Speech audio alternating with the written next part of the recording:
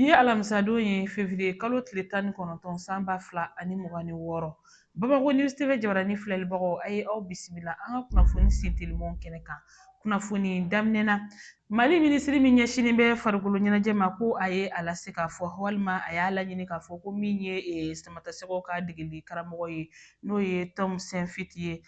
ko a ka bɔ a jɔyɔrɔ la k'a sababuya kɛ a ma jaabi ɲuman sɔrɔ ka di Samatasɛgɛw ma n'o ye an ka dolantannaw ye CAN Maroc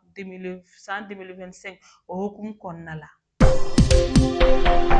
Halisa an bɛ to ni Mali kunnafoniyaw ye. Tasuma mɛnɛ dɔ yera min ye Kulikoro mara kɔnɔna na min bɛ tali kɛ araba février kalo tile 18 san 2026 sigida minnu bɛ yen nɔ n'o ye Kɔlɛbugu ani Suba ni ɲɔgɔn cɛ min bɛ tali kɛ ko yɔrɔ min bɛ yen n'u ko a ma ko séminaire a n'o de tun ka surun séminaire PIE 12 ko a n'o de kun ɲɛsinnen don ɲɔgɔn ma. An bɛ dugawu de kɛ Ala ka o kisi a ɲɔgɔnna wɛrɛ ma, Ala ka jisuma kɛ a fura ye.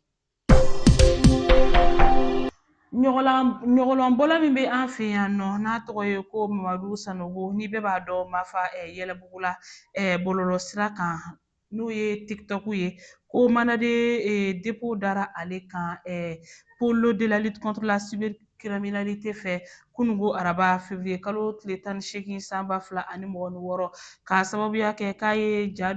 a ka ja dɔw carinen kɔnɔ n'o ye a ka video ye a ye dantɛmɛ wale dɔ ta ka ɲɛsin an ka tabiyaw ma. Segukaw fɛ yen nɔ Mali finitigiw filɛ nin ye ka min ye Bamanci caman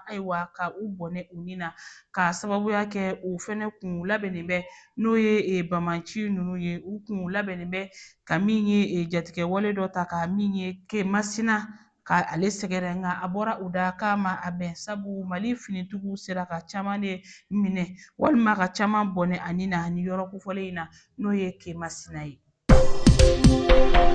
Kayi marabolo ɲɛma n'o ye général de brigade Musa Sumare ale ye taama dɔ kɛ ka t'i ɲɛda balo marayɔrɔ dɔw kan. Balo marayɔrɔ ninnu min filɛ nin ye a jirala k'a fɔ u bɛ jagokɛlaw ka bolo kan.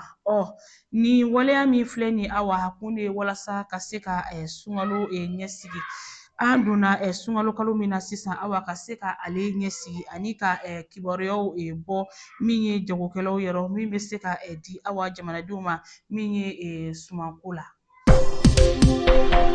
An bɛna an ka kibaruyaw kuncɛ ni kɔkan kunnafoniyaw ye. Kunnafoniyaw y'a jira k'a fɔ ko min ye Gabon jamana kan u ka cakɛda min ɲɛsinnen bɛ kunnafoniko bɛɛ lajɛlen kɔlɔsili ma n'o ye haute autorité de la communication ye ko a ye bɔlɔlɔsira